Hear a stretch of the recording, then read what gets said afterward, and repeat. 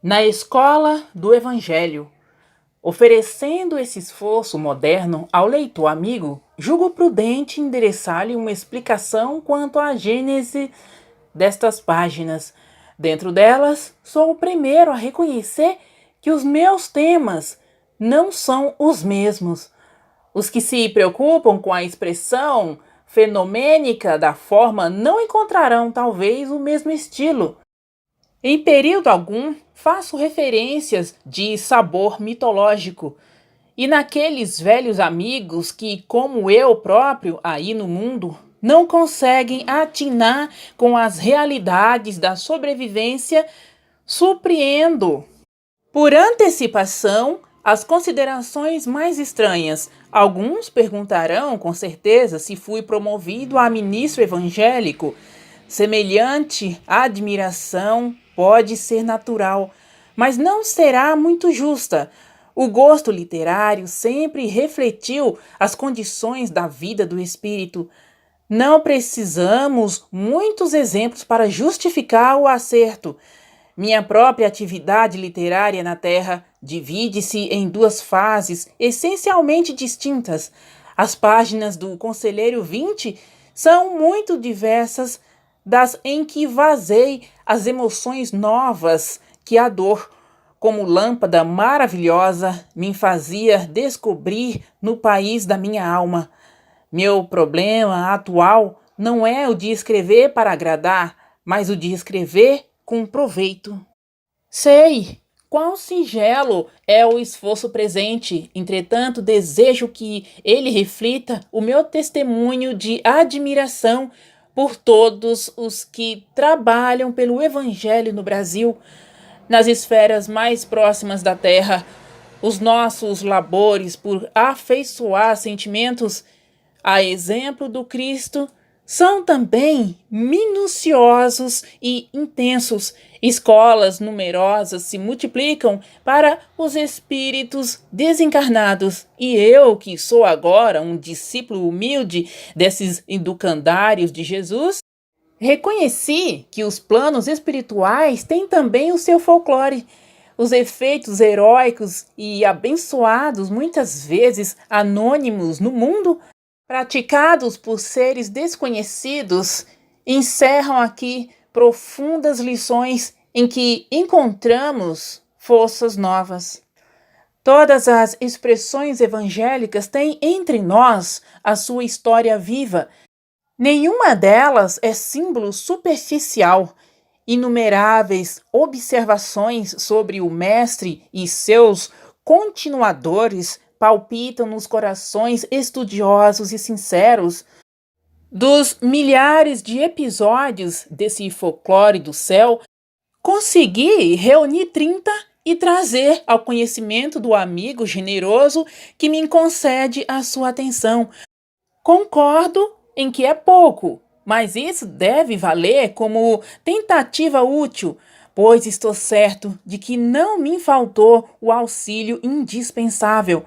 Hoje não mais cogito de crer, porque sei, e naquele mestre de Nazaré polariza igualmente as minhas esperanças. Lembro-me de que um dia, palestrando com alguns amigos protestantes, notei que classificavam a Jesus como rocha dos séculos.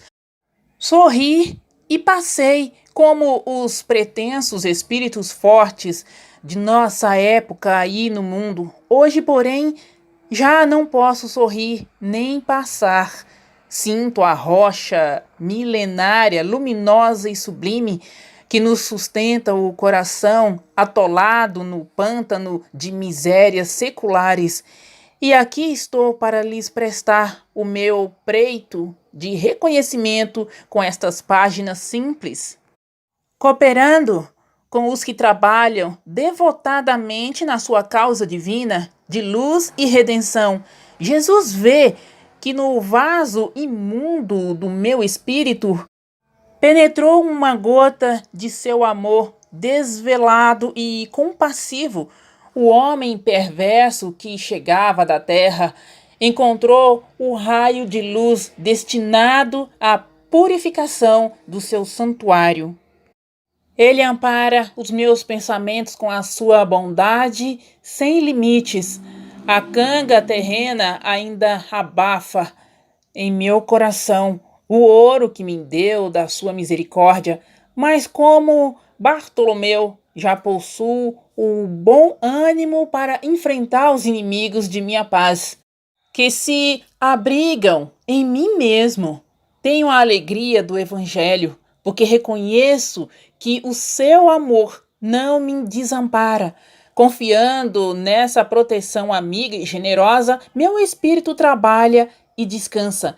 Agora, para consolidar a estranheza dos que me leem com o sabor de crítica, tão ao gosto do nosso tempo, justificando a substância real das narrativas deste livro, citarei o episódio Marcos, quando diz, capítulo 4, versículo 34, e sem parábola nunca lhes falava, porém tudo declarava em particular aos seus discípulos. E o apóstolo João, quando afirma, capítulo 21, versículo 25, há, porém, ainda muitas outras coisas que Jesus fez e que, se cada uma de per si fosse escrita, que nem ainda o mundo todo poderia conter os livros que se escrevessem. E é só, como se vê, não faço referências aos clássicos da literatura antiga ou contemporânea. Cito Marcos e João. É que existem espíritos esclarecidos e espíritos evangelizados. E eu agora peço a Deus que abençoe a minha esperança de pertencer ao número destes últimos. Humberto de Campos, Pedro Leopoldo, Minas Gerais, 9 de novembro de 1940. Boa nova! Os historiadores do Império Romano sempre observaram com espanto os profundos contrastes da gloriosa época de Augusto. Caio Júlio César Otávio chegara ao poder, não obstante o lustre de sua notável ascendência, por uma série de acontecimentos felizes. As mentalidades mais altas da antiga república não acreditavam no seu triunfo, aliando-se contra a usurpação de Antônio com os próprios conjurados que haviam praticado o assassínio de seu pai adotivo. Suas pretensões foram sempre contrariadas por sombrias perspectivas.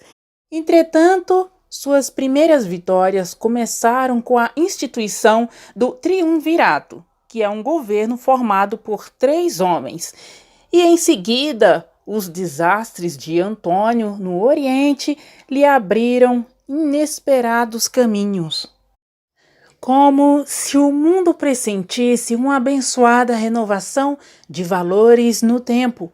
Em breve, todas as legiões se entregavam sem resistência ao filho do soberano assassinado.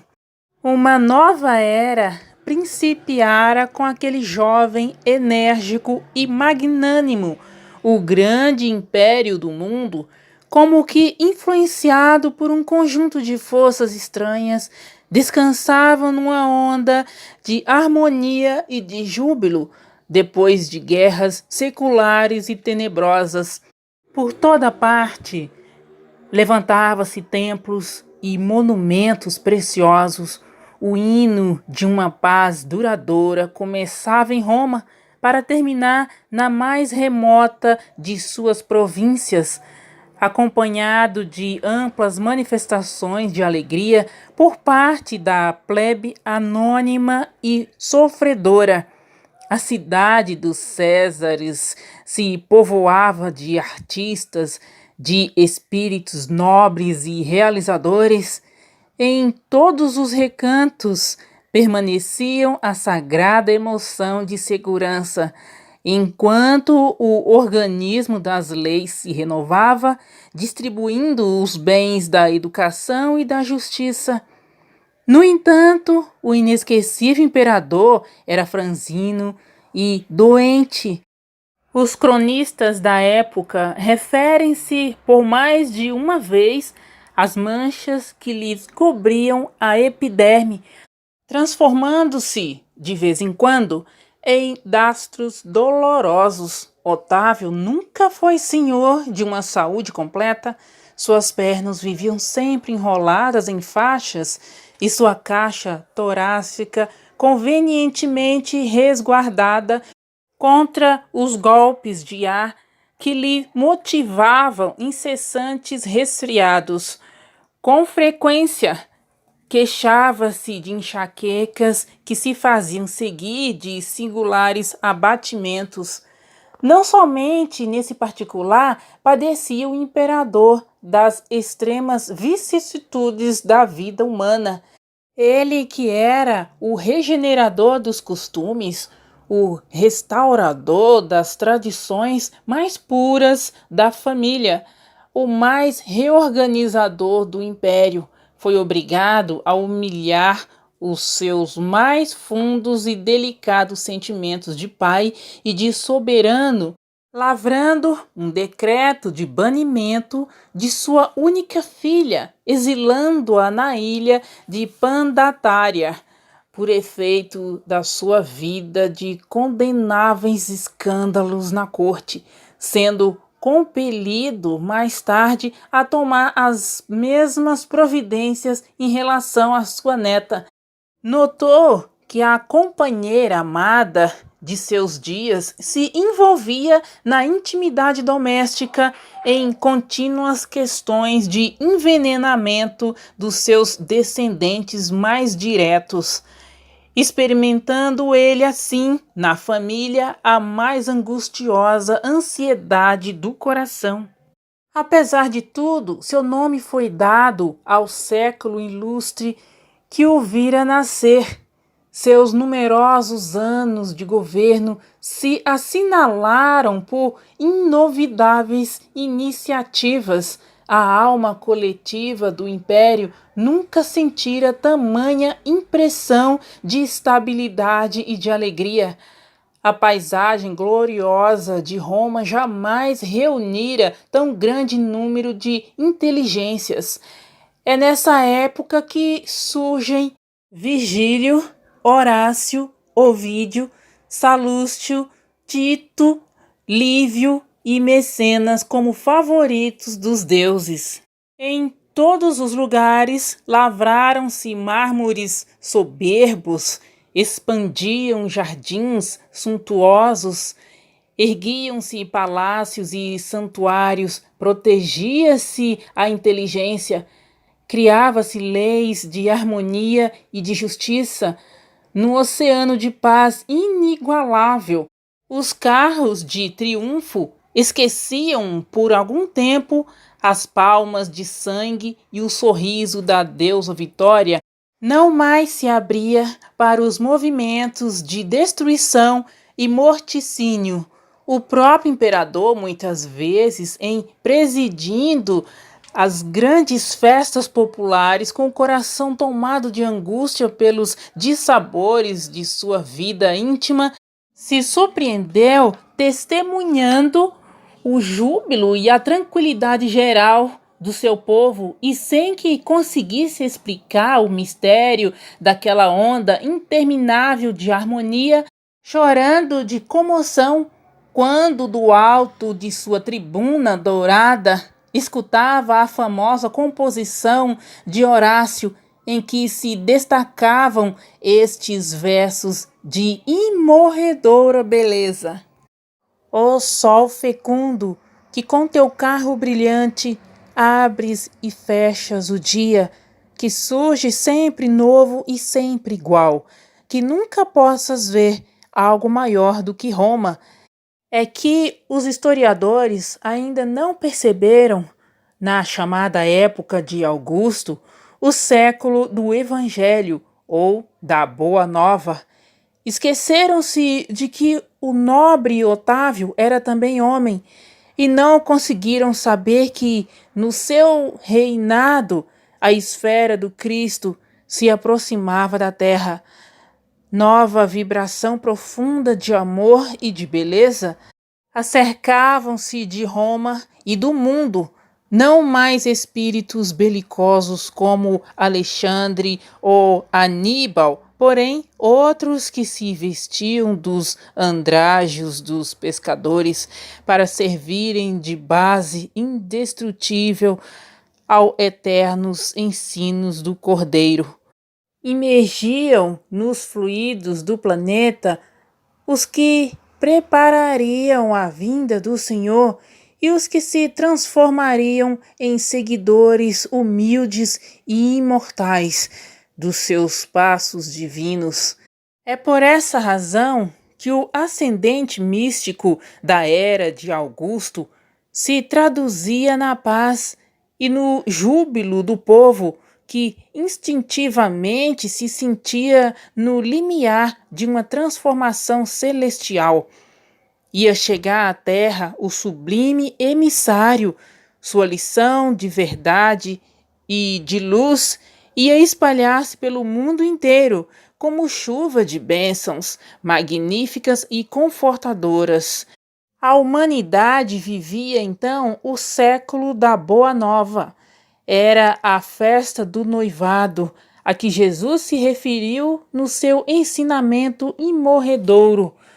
Depois dessa festa dos corações, qual roteiro indelével para a concórdia dos homens, ficaria o Evangelho como o livro mais vivaz e mais formoso do mundo, constituindo a mensagem permanente do céu entre as criaturas em trânsito pela terra, o mapa das abençoadas altitudes espirituais, o guia do caminho, o manual do amor, da coragem e da perene alegria.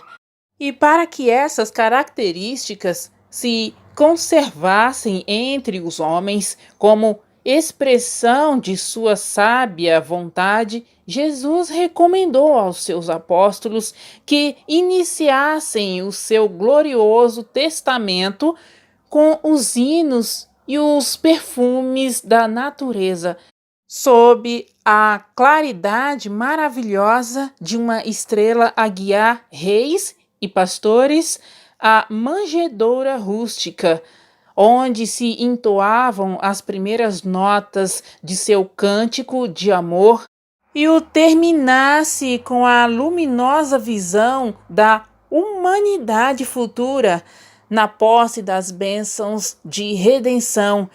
É por esse motivo que o Evangelho de Jesus, sendo livro do amor e da alegria, começa com a descrição da gloriosa noite de Natal e termina com a profunda visão da Jerusalém liberta, entrevista por João nas suas divinas profecias do Apocalipse. 2. Jesus e o precursor. Após a famosa apresentação de Jesus aos doutores do Templo de Jerusalém, Maria recebeu a visita de Isabel e de seu filho em sua casinha pobre de Nazaré. Depois das saudações habituais, do desdobramento dos assuntos familiares, as duas primas entraram a falar de ambas as crianças, cujo nascimento fora antecedido por acontecimentos singulares e cercado de estranhas circunstâncias, enquanto o patriarca José atendia às últimas necessidades diárias de sua oficina humilde. Entretinha-se as duas em curiosa palestra, trocando carinhosamente as mais ternas confidências maternais. O que me espanta, dizia Isabel com curioso sorriso, é o temperamento de João, dado às mais fundas meditações, apesar da sua pouca idade. Não raro, procuro inutilmente em casa para encontrá-lo quase sempre entre as figueiras bravas ou caminhando ao longo das estradas adustas, como se a pequena fronte estivesse dominada por graves pensamentos. Essas crianças, ao meu ver, respondeu-lhe Maria, intensificando o brilho suave de seus olhos, trazem para a humanidade a luz divina de um caminho novo. Meu filho também é assim, envolvendo-me o coração numa atmosfera de incessantes cuidados. Por vezes vou encontrá-lo a sós junto às águas e de outras em conversação profunda com os viajantes que demandam a Samaria ou as aldeias mais distantes, nas adjacências do lago. Quase sempre surpreendo-lhe a palavra cuidadosa que dirige às lavadeiras, aos transeuntes, aos mendigos sofredores, fala de sua comunhão com Deus com uma eloquência que nunca encontrei nas observações dos nossos doutores e constantemente ando a cismar em relação ao seu destino. Apesar de todos os valores da crença, murmurou Isabel, convicta, nós, as mães, temos sempre o espírito abalado por injustificáveis receios, como se deixasse empolgar por amorosos temores. Maria continuou.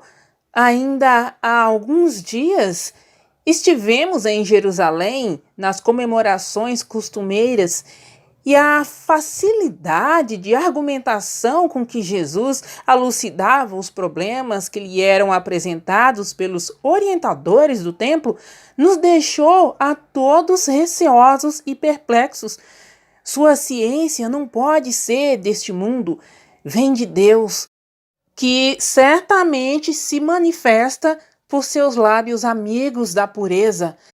Notando-lhe as respostas, Eleazar chamou a José em particular e o advertiu de que o menino parece haver nascido para a perdição de muitos poderosos em Israel. Com a prima ali escutar atentamente a palavra, Maria prosseguiu, de olhos úmidos, após ligeira pausa. Ciente desse aviso, procurei Eleazar, a fim de interceder por Jesus, junto de suas valiosas relações com as autoridades do templo. Pensei na sua infância desprotegida e receio pelo seu futuro. Eleazar prometeu interessar-se pela sua sorte. Todavia, de regresso a Nazaré, experimentei singular multiplicação dos meus temores. Conversei com José mais detidamente acerca do pequeno, preocupada com o seu preparo conveniente para a vida. Entretanto, no dia que se seguiu às nossas íntimas confabulações, Jesus se aproximou de mim pela manhã e me interpelou: Mãe, que queres tu de mim? Acaso não tenho testemunhado a minha comunhão com o Pai que está no céu? Altamente surpreendida com a sua pergunta, respondi-lhe excitante: Tenho cuidado por ti, meu filho. Reconheço que necessitas de um preparo melhor para a vida, mas como se estivesse em pleno conhecimento do que se passava em meu íntimo, respondeu ele: Mãe, toda preparação útil e generosa no mundo é preciosa. Entretanto, eu já estou com Deus. Meu Pai, porém, deseja de nós toda a exemplificação que seja boa. E eu escolhi, desse modo, a escola melhor. No mesmo dia, embora soubesse das belas promessas que os doutores do templo fizeram na sua presença ao seu respeito, Jesus aproximou-se de José e lhe pediu, com humildade, o admitisse em seus trabalhos. Desde então, como se nos quisesse ensinar que a melhor escola para Deus é a do lar e a do esforço próprio, concluiu a palavra materna com singeleza. Ele aperfeiçoa as madeiras da oficina, empenha o martelo e a eixo, enchendo a casa de ânimo com a sua doce alegria. Isabel lhe escutava atenta a narrativa e, depois de outras pequenas considerações materiais, ambas observaram que as primeiras sombras da noite desciam na paisagem, acinzentando o céu sem nuvens. A carpintaria já estava fechada e José buscava a serenidade do interior doméstico para o repouso. As duas mães se entreolharam inquietas e perguntavam a si próprias aonde teriam ido as duas crianças. Nazaré, com a sua paisagem das mais belas de toda a Galiléia, é talvez o mais famoso recanto da Palestina. Suas ruas humildes e pedregosas, suas casas pequeninas, suas lojas singulares se agrupam numa ampla concavidade em cima das montanhas.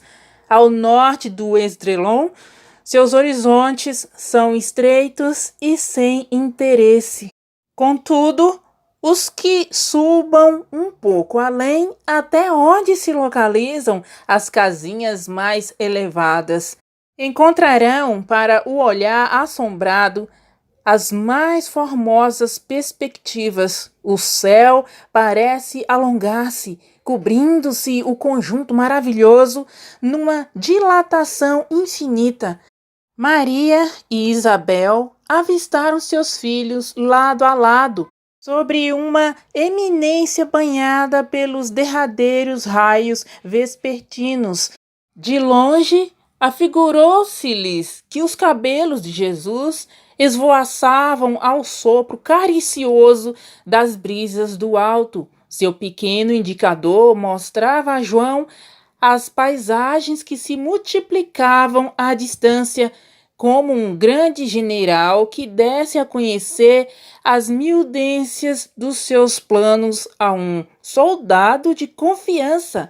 Ante seus olhos surgiram as montanhas de Samaria, o cume de Magedo, as eminências de Jeboer, a figura esbelta do Tabor, na qual mais tarde ficaria inesquecível o instante da transfiguração, o vale do rio sagrado do cristianismo, os cumes de Safed, o elevado cenário do Pereu, num soberbo conjunto de montes e vales ao lado das águas cristalinas. Quem poderia saber qual a conversação solitária que se travava entre ambos? Distanciados no tempo, devemos presumir que fosse na Terra a primeira combinação entre o amor e a verdade. Para a conquista do mundo, sabemos, porém, que na manhã imediata, em partindo o precursor na carinhosa companhia de sua mãe, perguntou Isabel a Jesus com gracioso interesse: "Não queres vir conosco?" Ao que o pequeno carpinteiro de Nazaré respondeu profeticamente, com inflexão de profunda bondade: "João partirá primeiro. Transcorridos alguns anos, vamos encontrar o Batista na sua gloriosa tarefa de preparação do caminho à verdade, precedendo o trabalho divino do amor que o mundo conheceria em Jesus Cristo."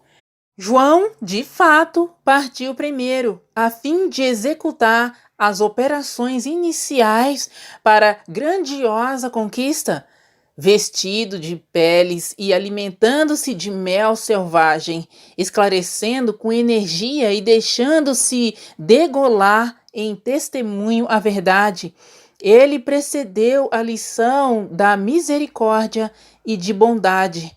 O mestre dos mestres quis colocar a figura franca e áspera do seu profeta no limiar de seus gloriosos ensinos, e por isso encontramos em João Batista um dos mais belos de todos os símbolos imortais do cristianismo.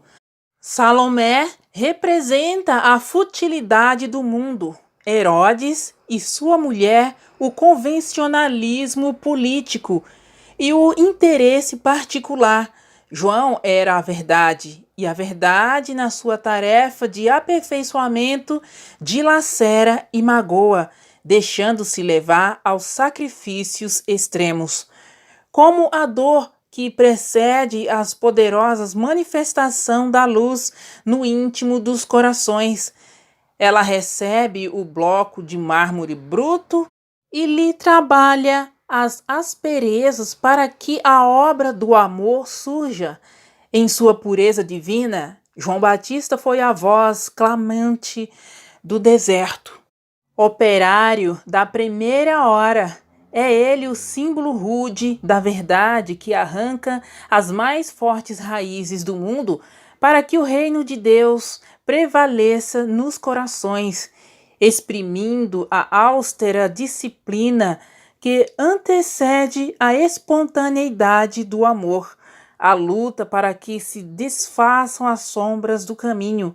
João é o primeiro sinal do cristão ativo, em guerra com as primeiras imperfeições do seu mundo interior, a fim de estabelecer em si mesmo o santuário de sua realização com Cristo.